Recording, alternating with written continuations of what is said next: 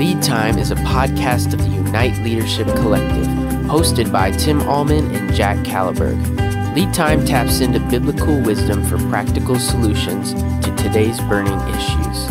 Each podcast confronts real-time struggles facing the local church in a post-Christian culture. Step into the action with the ULC at uniteleadership.org. This is Lead Time.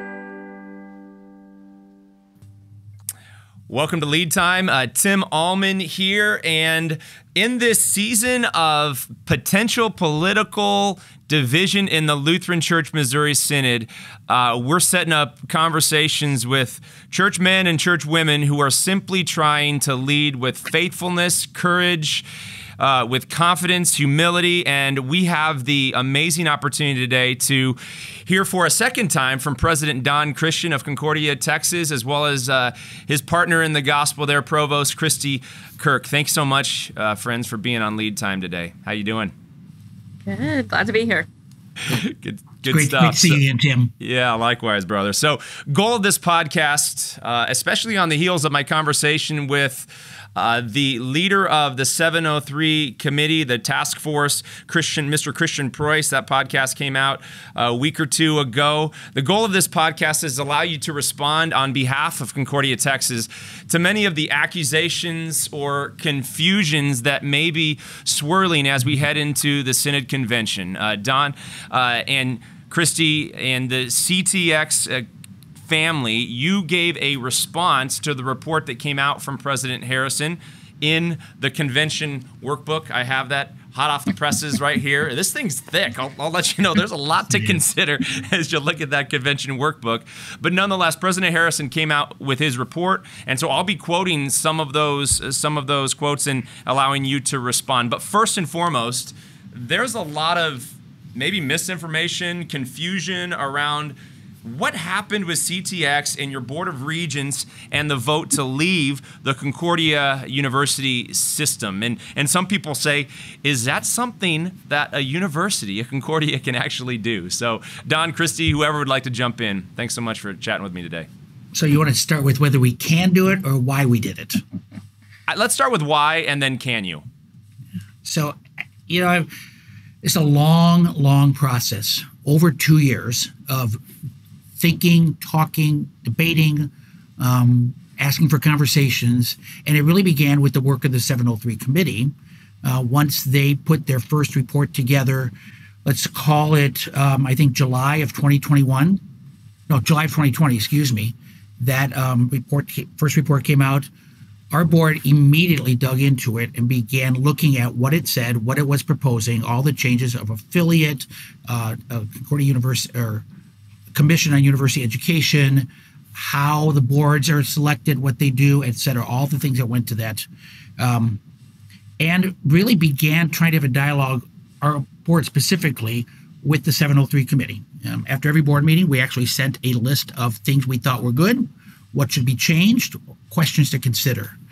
I will tell you that we sent 2 to 3 direct memos to them and never heard anything back. No response back at all. We did invite, as Kristi said earlier, before we got on this podcast, Christian Preuss, the leader of the 703 committee, came and met with our board specifically to talk about it, as well as others from the past. We invited Pat Ferry to come and talk about governance. We invited others to come in and talk about that. And so our board looked at this, looked at it, tried to make changes, and finally realized no changes were going to be made. I think one of our board members said, this ship has sailed. And so we began to say, what else might we consider given this? And the board asked me to kind of say, are there other options for us? Never really having considered that in the past. So we looked at other options, just exploring. And in February of 2021, right, Kristi? No, 2022, February 2022. Yes, because in February 2021, we said we could not support 703. In February of 22, we sent a letter to the LCMS Board of Directors saying we would like to engage in a conversation about governance. We believe it is best for Concordia University, Texas, to be solely governed by its own board. We want to remain aligned with the LCMS.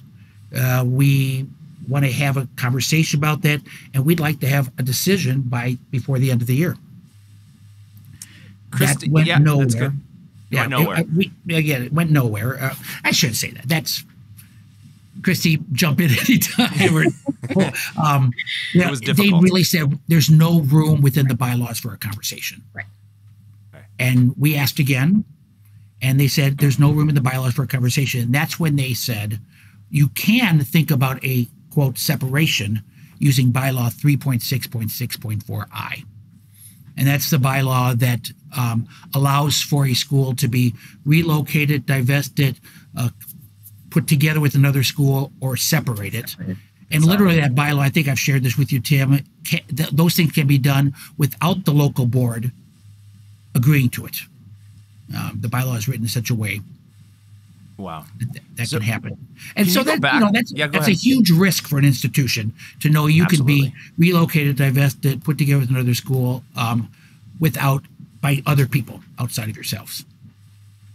Outside of your own Board of Regents. That's correct. Yeah. So I did ask a question. We actually went down that route because we believed that was the only way to have a conversation. So we wrote a document that proposed a separation. And when we said separation of governance, not separation from the LCMS. We wrote bylaws, we wrote governing documents, we wrote what it would look like. A process was laid out by which the CUS was going to be involved, the Concordia University system. That process broke down between July and October of 2022. Again, I will say, and we've said this over and over, little to no conversation and back and forth dialogue. And at that point, our board said, we've got to do something here.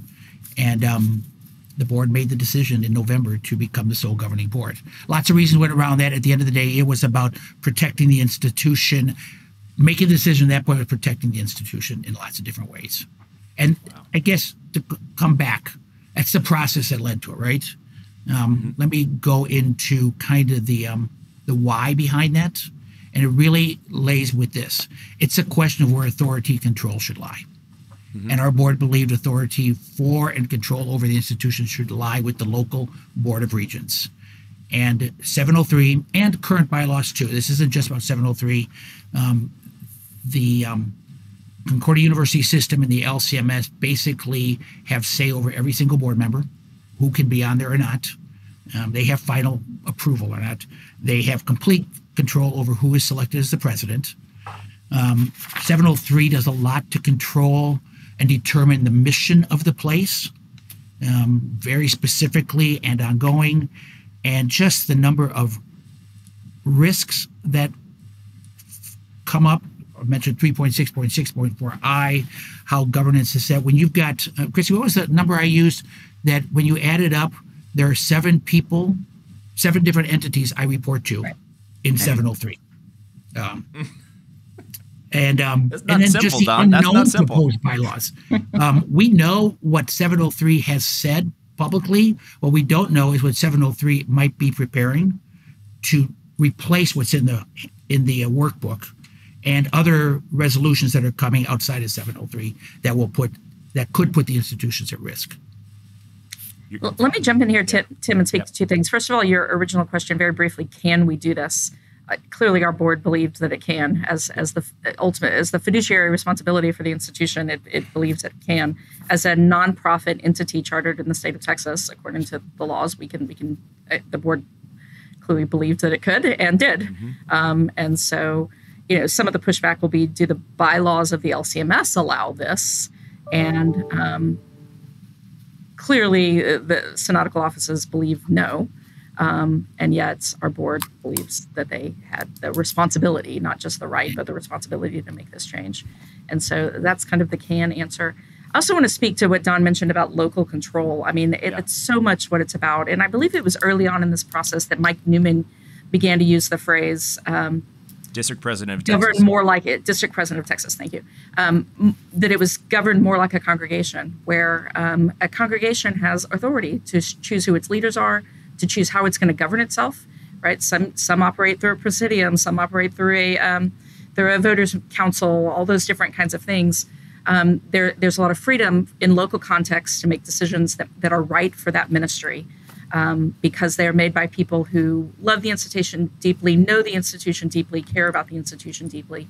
And that's really where our board said, yes, we need a governance model that puts the ultimate authority and control in the hands of the people who are most directly connected to the institution, that share the mission and ministry, that share the love of the place, that share the desire to share the gospel, but people who are directly involved.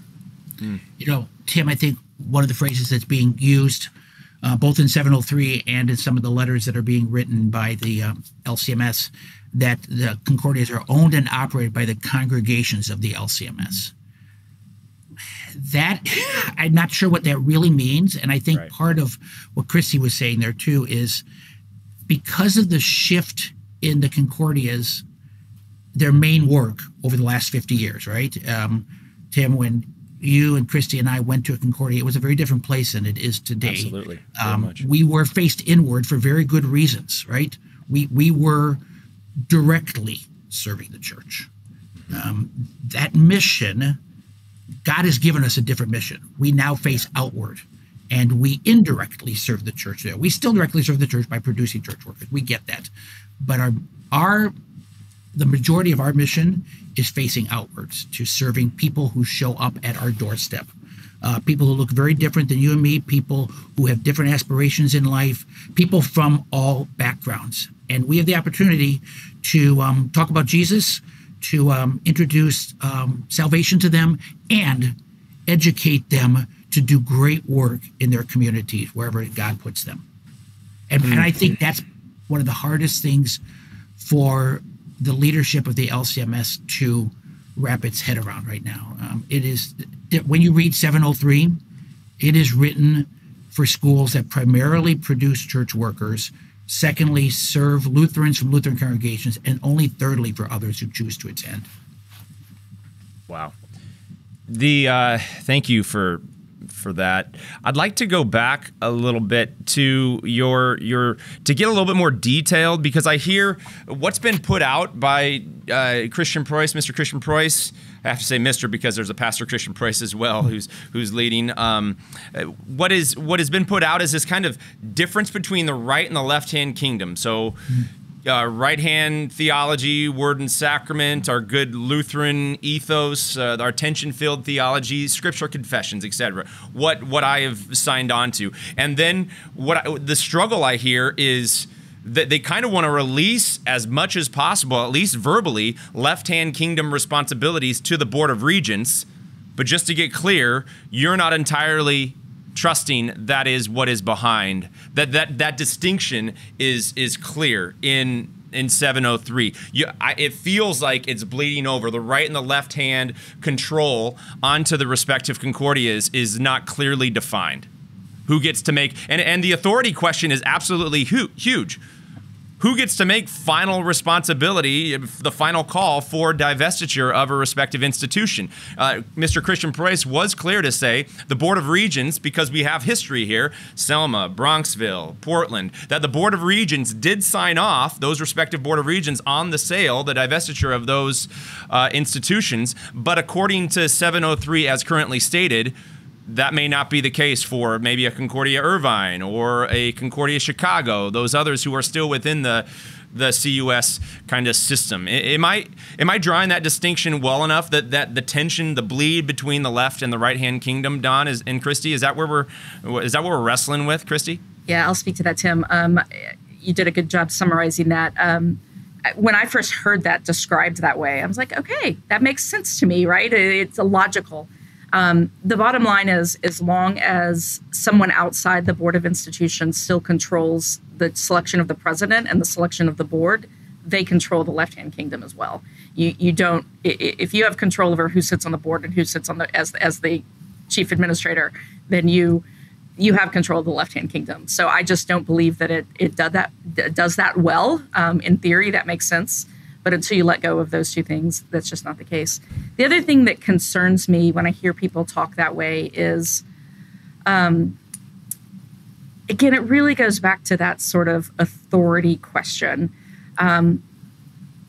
knowing some of the stories of the other Concordias that have closed, honestly, I read some of that language and says, we want the control, we want the direction without the accountability. We want to separate ourselves from any debts that might be occurred, any lawsuits that might be occurred, any negatives, while we still get to essentially control by who we put in those seats. And anyone who studies leadership and accountability, that just doesn't work. You can't have the benefit of responsibility or direction without the liabilities that come with that, right? Good. If I might jump in there too, I think that those examples of those schools, Portland, Selma, New York, people will always say it ended up being a financial issue. And at the end, it did. I get that. But imagine if those boards had the complete control over those institutions to do with what they needed to do to select board members, select presidents, et cetera, direct mission in the best way possible for the last 20 or 30 years. It's a different story. It is a different story if Selma can elect 25 board members who understand HBCUs, people of wealth, people of color. It's a different story. It's a different story if Concordia New York can select board members who completely get the mission, completely understand it, and are living in New York City and being there and seeing it as a jewel of that place. It's a whole different story. Because not only are board members supporting that, giving to that, directing it, they are also choosing a president who will lead it well for years and years and years, over and over. I would also add, this is where the bad governance of 7 different entities that weigh into those things. And just so you know, the 7 entities we're talking about are the LCMS board, the LCMS office of the president, the CUS board, the CUS office of the president, or the director of the CUS, the local board, the local administration office, meaning Don's office, the president, and who am I missing there, Don? Convention. Synod and Convention. Yeah. When you have that many people weighed into it and you're entering really complex legal and financial and kind of moral and ethical decisions, all of those entities slow processes down. They make them more complex. They all have different, at least nuanced, different priorities. And it makes it really hard to navigate very complex waters when you have that many people engaged. 703 has a bylaw in there similar to what already exists, but some nuanced words that an institution signs on that it will agree to any bylaw that is produced, at convention, which we know about ahead of time, but the board of directors can change any bylaw or any benefit to the Concordias at any time they want without input from any of the Concordias. They might seek it, but they don't need to, and we would have to agree to following that, no matter if it put us at harm's way or not. And there's lots of things that could happen depending to how you put it earlier, the political fall of who is in charge or what group wants to go a certain way. You know, there's a lot of talk for a while that our institutions should not accept Title V funding, Kristi? Yes. Title IV funding. Pell Grants, right, for students, because they have say over that. So we should just grow our endowments. Can you imagine if convention said our Concordias can no longer accept federal funds? We'd close, right? We would all close. We would not serve students anymore. Yeah. Right. Wow. So just to be clear, currently your Board of Regents is made up of a combination of those who have been elected at Synod and Convention and those that have been appointed locally, right? So let me rephrase that. Yes, currently, please. All of our board members are our board members from our board, currently.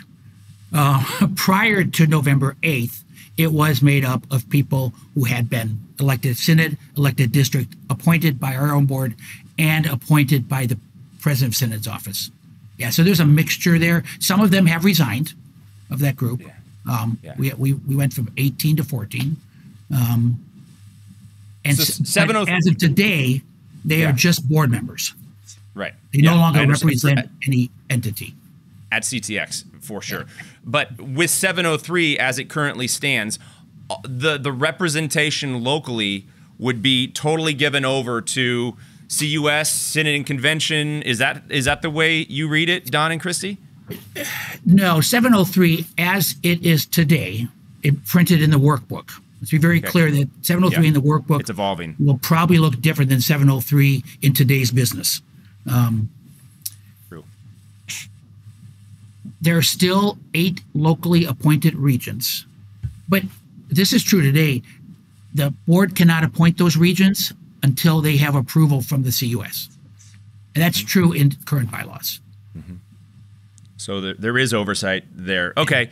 It just this whole thing, and I told Christian Preuss this as well, if there was a culture of love and trust and respect and simply acknowledgement that this is complex and this is kind of messy, and we're gonna be patient with the process, stay connected relationally, as the great and late now, his spirit rests with the Lord, Dr. J.A.O. Preuss said, a member of our congregation before he went to the Church Triumphant, if we got to disagree, we disagree agreeably. If there was that culture of love and trust within the CUS system as it relates to the office of president and just synod leadership in general, the tone of this would be remarkably different. So I'd love to, let's dig into President Harrison's report. I'd love to just get your real-time response to some of these very frank accusations that he brings. So give us a timeline of events and share how that may have colored this report, specifically in your response, Don, I know which many people have read,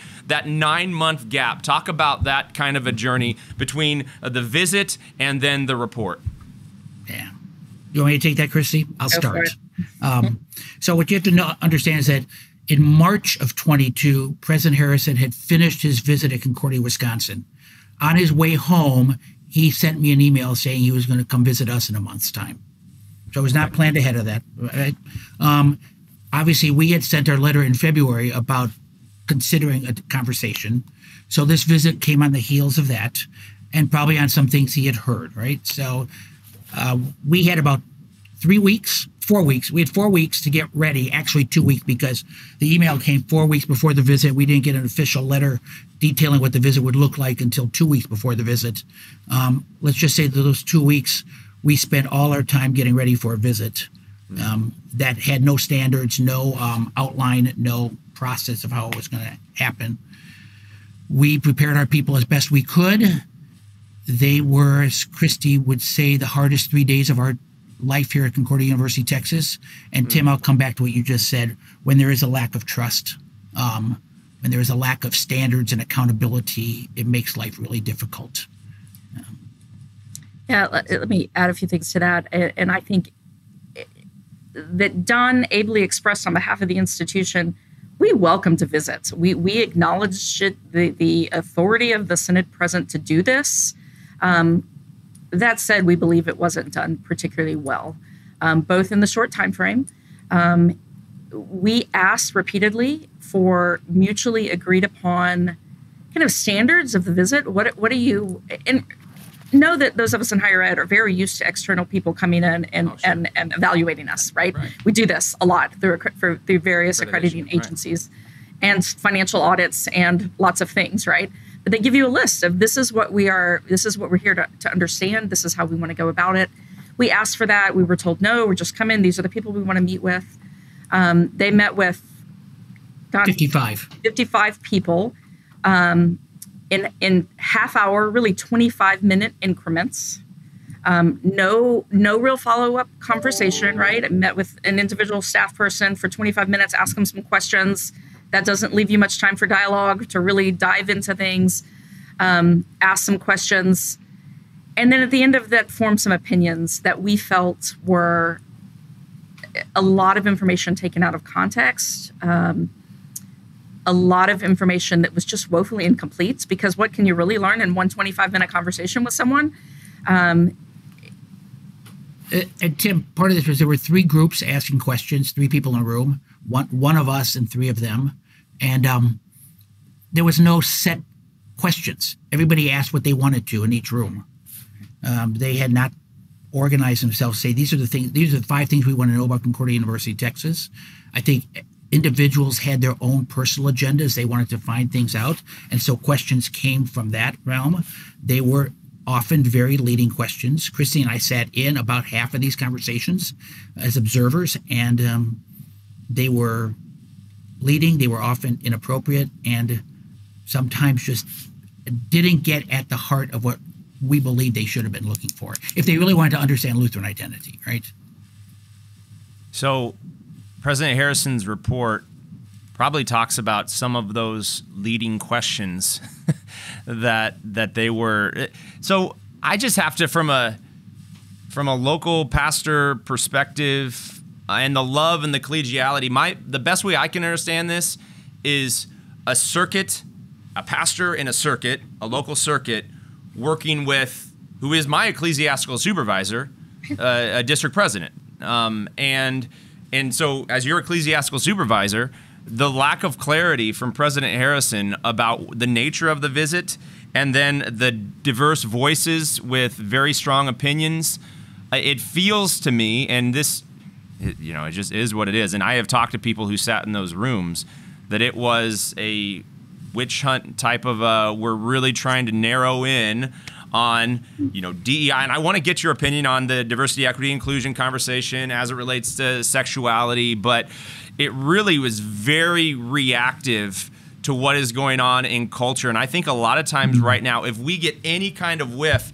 that sounds like secularism at all in the Lutheran Church Missouri Synod, we jump on it like white on rice. Like it's really this anxious, is we got to protect, we got to preserve who we are. And on the one hand, I get it, and on the other, let's not crucify our own, those that are within our family of faith. And in this pursuit, specifically around those that are on the roster, not only the two of you, but a number of my former pastor, Pastor Jacob Bessling, there in that room. That was one of his first experiences as the chaplain there, and it wasn't great for him and for others. Was praying for him. So it's very unfortunate how that visit took place. And then the report, which I will be referencing, there was a 9-month gap there, Don, that you have said there was no interaction between the report coming out, or just clarify there. Yeah. So again, you're right. 9 months.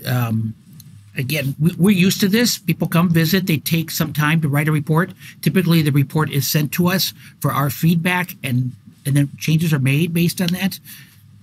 We didn't get anything until January 5th, literally 9 months afterwards. And I think about what all happened in that meantime, right? So I'm assuming, well, the report had to have been written after our November 8th decision because it references that, right? And so the report was not written right after the visit. And I don't know what he had. There was, again, no standard of operations of collecting notes from people. I don't know what they wrote down, what they did. So when we read the report, if there was really any urgency on his part, it should have come quickly. When you have ecclesiastical supervision over somebody, you don't wait 9 months to fix things that you're concerned about. You read it through a lens of, I don't know who said what, or, vague references to people saying something. I don't know if you've read the Wisconsin report. It's right before ours in the workbook. And it's very similar, right?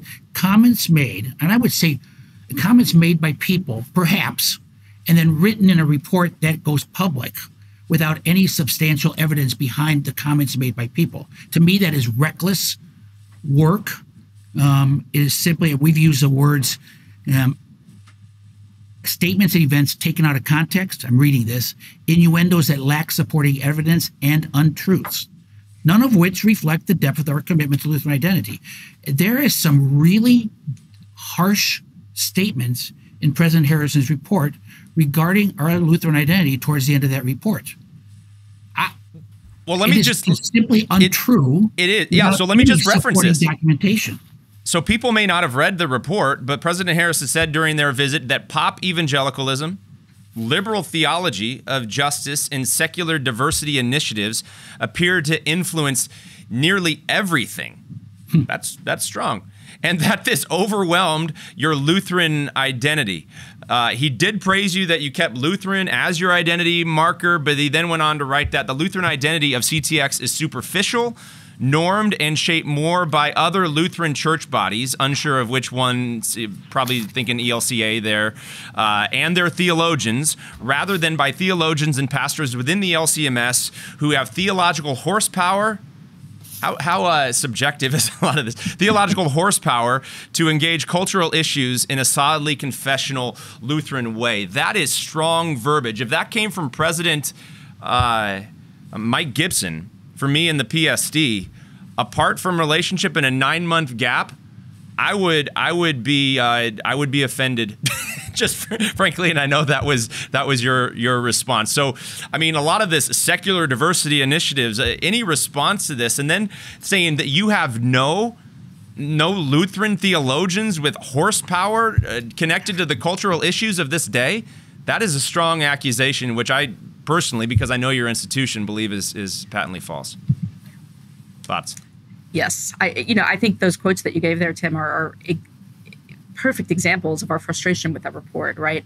They make these claims without, show me your 3-5 pieces of evidence that is true, right? And they don't. There's no evidence that supports any of those things. Give me an example of where liberal progressive agenda rules the day around here, right? There's none. That's just sort of a blanket opinion summary without real fact behind it. So the only sense of evidence, Kristi, that I can see is their timeline of events from 2017 and 18 and some of the respective guests that came onto the CTX campus. Right. So Jelani Consulting, who promote not just inclusion for racial equality, but also advocate equity and inclusion for people of the LGBTQ plus community. Also another troubling point for some is having Reverend Dr. Daryl Jadek. He was an ELCA theologian, Jadek, who kind of shaped that kind of move, the leftist move. And I would say if there was any triggering event to this response, it's probably having Jadek come on to the campus to shape the DEI kind of conversation moving forward. So any response to someone who says you're playing with fire welcoming such consultants, also DEI is such a loaded secular term today that it's unwise for a Concordia University to adopt such language nor to invite people who share those perspectives. Any response to that? Lots. Don, you want to go first? You want me to jump in? Yeah. There's so many places to begin there, Tim. Even you got animated about that, right? Oh, yeah. Oh, yeah. A university is a place that welcomes voices that are different than ours. If we didn't, we wouldn't be a university. We should be welcoming voices that are different, and we counter that with our own voices. So if we didn't have our own voices, if we did not have strong theological voices here, that might be a different story, but it's not. And so let's just take the two you mentioned. Let's start there. Daryl Jadek is an expert in Lutheran higher education. He is a recognized expert across the country. He did not come in to talk about DEI with us at all. It was not part of his conversation. It was about what does it mean to be an institution of Lutheran higher education. We didn't talk theology. We didn't talk what the ELCA believes, what the LCMS believes. He didn't try to make us anything. In fact, I think he said to us at one time, really excited about how we care about our Lutheran identity. And so he talks about a third path. You and I had this conversation earlier with somebody else, right? His third path is making sure that we remain an institution of Lutheran higher education and not become an institution of sectarian or Reformed higher education or an institution of public higher education. Good. What does it mean to be an institution of Lutheran higher education? And one of the main tenets of that is if God is God and we're not, we could be wrong. So we better be inviting all voices to the table because we serve students from all backgrounds, and we need to learn from that. What are you most concerned? Kazike Prince from Jelani Consulting. He is an expert in helping institution individuals find where their blinders are when it comes to engaging with people from different backgrounds. He did work with Kristi and I individually as well as our campus. I will tell you it was life-changing for me. It removed blinders I had with people of color, people from different backgrounds, to really engage deeply with students from all backgrounds. If students come to this institution, they need to know they belong here. They need to know they will get a full education here. We cannot have roadblocks to that. That is not embracing any type of agenda. Never at any time did Jelani Consulting push for any agenda. They simply worked with us on issues of how do we create a space where students from all backgrounds, and especially for us at that time, students of color, can engage fully and be their whole selves. Well, I think that's where the conversation gets, to be clear, we've got to differentiate the conversation of racial diversity and wanting students of color to feel welcome in a remarkably Anglo-German Saxon, climate. And if we do ministry in places that look different than the 98, 99% of us who are Anglo-white, then we should understand where they're coming from and how our church is viewed and do everything we possibly can. I think a lot of our churches are wrestling with this. Do everything we possibly can to not just reach out, but to identify leaders who come from diverse contexts so that their voice would, and they would be represented appropriately. I think that is a beautiful push that CTX must continue to move into. I think where it gets a little cloudy, though, is then the DEI conversation immediately moves into gender and sexuality, and the two in our culture have kind of just blended, and so it becomes, the conversation is difficult because you believe, I'm not trying to put words in your mouth, you believe that in the beginning God created us male and female, and that God's intent for humanity to thrive is a husband loving his wife, a wife loving and respecting her husband, and raising up children who fear and love the Lord. You're not saying anything against a biblical understanding of marriage. Would you just speak to that clearly, Don or Kristi? Yeah. Yes, I'll let you speak. No, I think you summarized it well, right? Don and I are both members of the LCMS, subscribe to the doctrine and teaching of the LCMS. Yeah. Absolutely would agree with those statements you just made. Yeah. And at the same time, you're in your context, you have students that identify as maybe something other than male or female or gay, lesbian, who are a part of your community. And how do you share, because this is going back to the intention. Some will say, Pastor Christian Provost would say that CTX and others have lost their way because we are starting to, we have a mission drift. This is what gets thrown out. We have a mission drift because we have gone from internal, take care of our own, to external, arms open wide as a missional institution. Frankly, our churches must wrestle with this tension. If our churches aren't wrestling with this, what are we doing?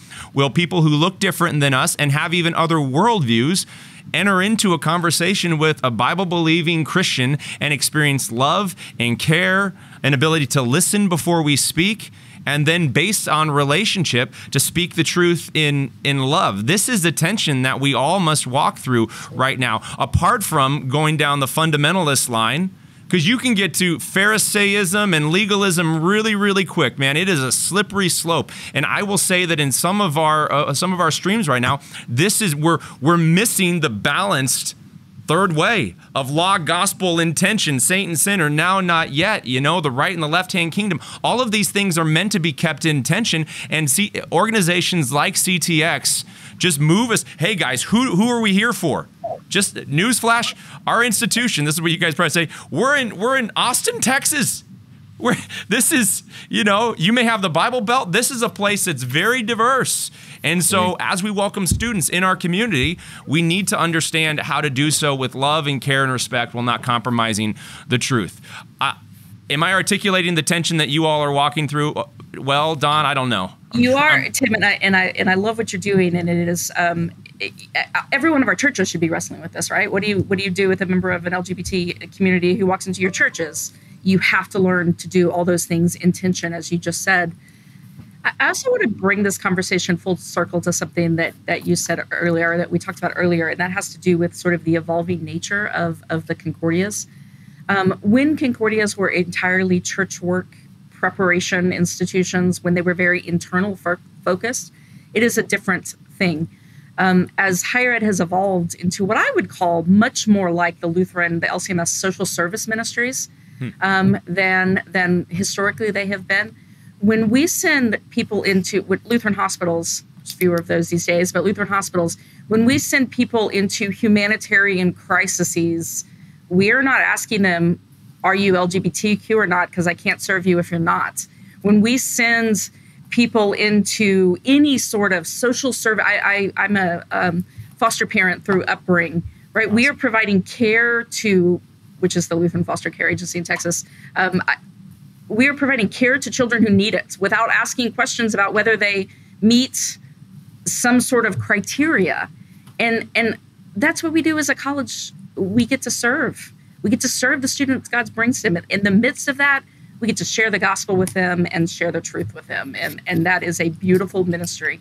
Amen. You know, Tim, when you read President Harrison's report, both on Wisconsin and us, there are a lot of comments of what I think he believes we should be doing or not doing. I don't believe he understands higher education. I also don't believe that the LCM, Lutheran Church Missouri Synod, has articulated a philosophy of higher education outside of church work preparation. We are not a seminary, right? You know, President Harrison's encounter during his life with higher education is not a Concordia, it's only a seminary. We went to a public institution, then to seminary. So having lived the life within a Concordia University, those of us who have committed our lives to this mission, to this ministry, we understand what it is, and we understand how it should look. And if people believe, and again, as Kristi said at the beginning, we welcome ecclesiastical oversight. And if that's true, then let's have that conversation. Let's talk about what is right, what is not right. Let's have some standards which we're held to that aren't changing every convention or every person who's in office the next time. Well, you bring it up, the standards conversation. Christian Preuss talked about, you know, percentages of LCMS staff, faculty, and students as a part of those standards. I'm sure we could look at what other standards are, but as we look at those percentages, it's kind of arbitrary and needs to be kind of negotiated relationally. And so, yeah, what are your thoughts about what kind of standards would make sense? And now even kind of being removed, your Board of Regents kind of being removed a bit, I know you still care about what those standards could look like for the future of the CUS. Yeah, so we actually have created, I would call them more rigorous standards and more in-depth understanding of what those standards are for ourselves, since we do not have that ecclesiastical oversight by the LCMS anymore. Those standards are not a percentage. Those standards are, do you have sufficient faculty? Do you have sufficient core Lutheran trained faculty? Do you have a sufficient amount of people involved in campus ministry that can do that work? Where we do put some numerical standards for us personally is our board members. Every board member will have to be a member of an LCMS congregation. The president will have to be a member of an LCMS congregation. We have, again, standards around core faculty. We have our campus ministry led by LCMS rostered person. I mean, we have policy governance here at Christ Greenfield. And the language you're using, Don, of sufficient. Now you get the opportunity to define, interpret what does sufficient mean in the CTX community, Concordia Irvine. What does sufficient mean here? And then that's negotiated based on your respective context. I don't think Synod, and this is Synod leadership, understands the diversity of contexts in which all of our congregations and universities are. We've not fully grappled with the radical changes in Christian America and how really secular we've become, and how the Book of Acts should shape the posture, the missional heart of churches and our institutions right now. We're fighting this preservation purity game, and I'm a systems guy. I'm a family systems guy. I don't know how much you guys have studied Bowen family systems, but one of the key tenets of a family system that is anxious, chronically anxious, and I would make the case that we are a chronically anxious institution or synod, is that anytime there's anxiety and the anxiety is coming from outside of us, guess what we try to do? Project that anxiety onto one person. It's a problem child in the home, right? If that child only figured it out. And I'd say right now, if Concordia, Texas, there's some people, if Concordia, Texas didn't go woke, everything would be okay. All these other Concordia, they're figuring it out, right? But now, I mean, we literally, if you live by the law, you will die by the law. You will be crushed by it. But we are gospel resurrection people. And if you lose relationship of love and trust, remaining the final thing on family systems, being differentiated, making a statement for me, not for other people, and at the same time staying connected relationally, I need you. I need to listen to you, learn from you, be loved by you, and love you in return. And if we lose 1 Corinthians 13, love, man, we've lost absolutely everything. And I think we've lost that tension-filled, I would use from a family systems. This is what I like, third way, that tension-filled, differentiated person within a system, but connected in community. We have lost that from the top down in many respects, and I believe CTX is receiving a lot of projection right now in the LCMS family. Thoughts on that? Tim, it's exactly what we see ourselves as right now. We are attempting to differentiate ourselves from a very toxic governance system. In doing so, and others have tried before, and they've gotten either sucked back in or kicked out. In doing that differentiation, we are getting the abuse, right? We're getting told the only way to be part is to come back, rather than have we've used the term now for a year and a half, a reimagined relationship with the LCMS that allows us to walk together in ministry without having to be sucked into that anxious presence, because that anxious presence is not healthy. And people are going to have to figure out what that means. 703, the first 703 was written in response to an unhealthy relationship with Concordia Portland. The entire document reflects Concordia Portland and the lawsuit that followed. I believe that what's coming with some new 703s will be a reflection of Concordia, Texas, and what's happened there. And so I think you're going to continue to see bad decisions being made governance-wise based on decisions that are made by others in the family, right? This is such a family systems thing. I'm so glad you understand that. It is complex for sure. You got to embrace the complexity. So just a couple closing comments here to make sure we leave no stone unturned for you all to respond. President Harrison went on quite a rant against the thought of keeping Concordia weird. He quotes one of your responses defending the Lutheran identity of CTX. He then says that Concordia, Texas falls short of a robust, vibrant Lutheran identity. Again, I think we would ask the question, by what standards, sir, please? He then goes on to basically preach about how we should be weird as Lutherans, to which I agreed with this rant. 2 kingdoms, repentance, forgiveness, means of grace, gospel preached and sacraments rightly administered, etc. Yeah, great. So respond to the conversation on keeping CTX weird in a way that differs from the not that weird culture of, this is one of his quotes, the not that weird culture of half religious liberalism, which he says you guys have been kind of sucked into. So I'm looking at his report, and as he finishes up, he mentions all those things you did, right? Repentance, forgiveness, word of God, baptism, Lord's Supper. This is what we believe and confess, right? And then he says immediately, CTX seems to have lost these Lutheran distinctions in favor of blending into that not weird culture. Again, it's a bold, arrogant statement that is simply not true. And so how do we respond? Kristi, I'll let you pick it up from there. Yeah, that whole thing just sort of grieved my heart, because there's so much of it I love. I mean, it was good preaching there, absolutely. Right. And I would say, if you really knew the heartbeat of this place, if you had really spent time on this campus and not a sequence of 25-minute conversations with 50 people, but really spent time on our campus, if you really were engaged in ministry with us, if you talk to the people that are engaged in ministry with us, namely the churches that we partner with, you would know that all those things are true.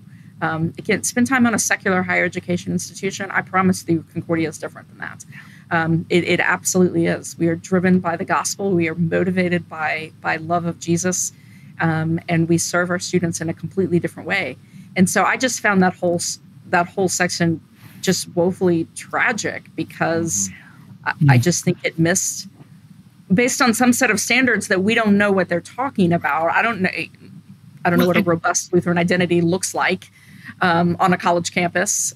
Probably more people in collars than we have on our campus is my gut take to that. But again, they're looking for sort of simplistic measures of, well, I'll see a bunch of people walking around with collars around their necks, and then you don't on our campus. You know, Tim, what's fascinating is if you read the Wisconsin report, his ending of that is completely the same.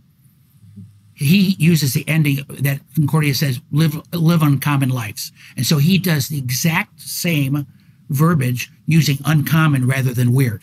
It is exactly the same. And I got to say, again, understanding Lutheran higher education, especially in the context of the LCMS, when he says to be a campus truly normed by Scripture, where the gospel is rightly preached and the sacraments properly administered, would make CTX truly weird. We are not a congregation. We do not administer the sacraments. The CTCR has been very clear. Universities do not administer sacraments. That is a congregation. So nobody should be holding us to the same standards as a congregation. And understand, if you're going to write a report and do an investigation, then you better understand what you're writing about. Here's what's fascinating. And Christian Preuss, the lawyer, and I had this conversation about who should serve on the CUE. My argument, it should be all presidents, because every accrediting body in the world only puts its professionals on their board and on their team of visitors. The LCMS is arguing that we should involve lay people in this, pastors, teachers, and maybe some higher ed people, but they'll be biased. Come on. The truth is, you cannot gauge the strength of an institution of Lutheran higher education without having people who are fully involved in Lutheran higher education all the time doing that evaluation and writing the standards and determining what that should be. Agreed. Imagine if, well, I won't get into there. Kristi made the point. Compare your congregation to what is being expected of us. No congregation would allow themselves to be governed the way the Concordia universities today are being asked to be governed. And that takes us back to the very beginning. Why did our board make this decision?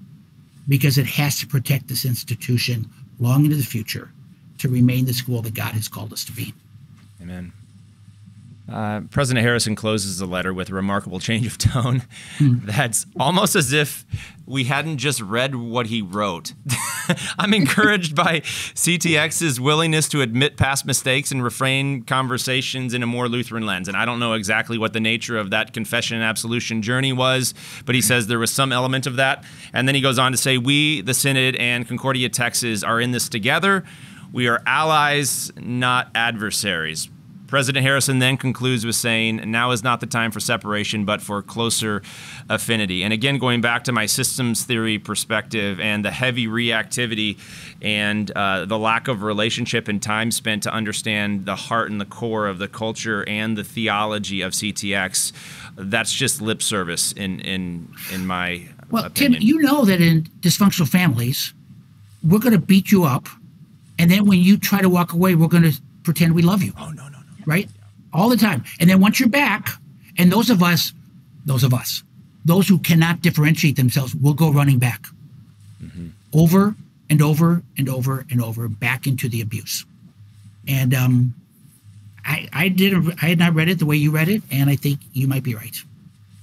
Kristi, anything to kind of close with here? It's one of the ongoing frustrations. Honestly, it's one of the challenges of, again, sitting in an institution that's an intersection of left-hand kingdom and right-hand kingdom things. There was certainly no confession and absolution. In fact, I find that one of the tragic parts of the visit is it was not conducted in what I believe was a very churchly, ecclesiastical way. It was very left-hand kingdom. Right, we're going to come in, we're going to interview, we're going to ask these questions. We might pray a little bit, but gosh, how different might it have been if we had a time of true mutual repentance and confession and absolution and just relationship driven at the beginning of that 3 days. That just didn't happen. Which for me, it was a poor modeling for our faculty and staff of what the church can and should be. Heading into go ahead, Kristi, finish. I'll stop. Yeah. Okay. Heading into Synod and Convention, it's amazing as you look at the bylaws and the workbooks and all of this.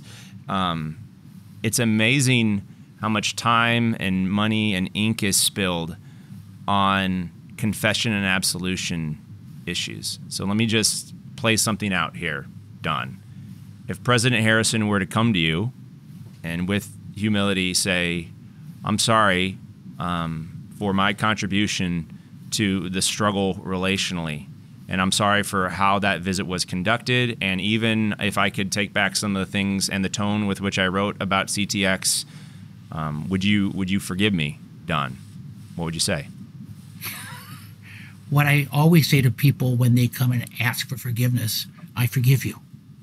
Yeah, exactly. And if that's what we do. It's forgiveness that restores a relationship, but it does not take away the consequences. Absolutely. Absolutely. One of my favorite. By the way, we do that here all the time. We talk about that's right. How do we say, I forgive you, rather than just, oh, don't worry about it, no big deal, blow it off. The three hardest words we can say is, I forgive you. And that's right. We live in that. So it almost seems like if that were to happen, and then one of my favorite books is Difficult Conversations, we must learn to differentiate intent and impact.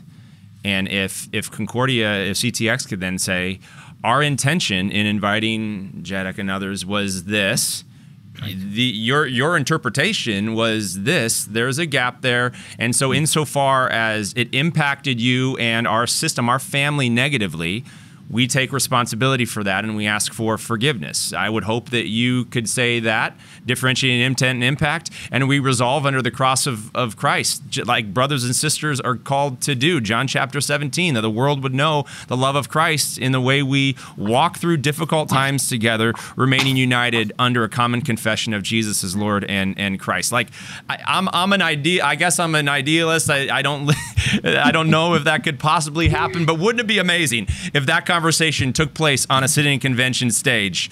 How much healing that would give for CUS, and so I could pray for that. I'm actually going to start praying for that. Maybe others would as well, that reconciliation and understanding and unity would occur. So this has been, what are your hopes? As I just mentioned, the Synod Convention, you guys are going to be there. What are your hopes for kind of the way you present yourself as CTX at the Synod Convention here at the end of July?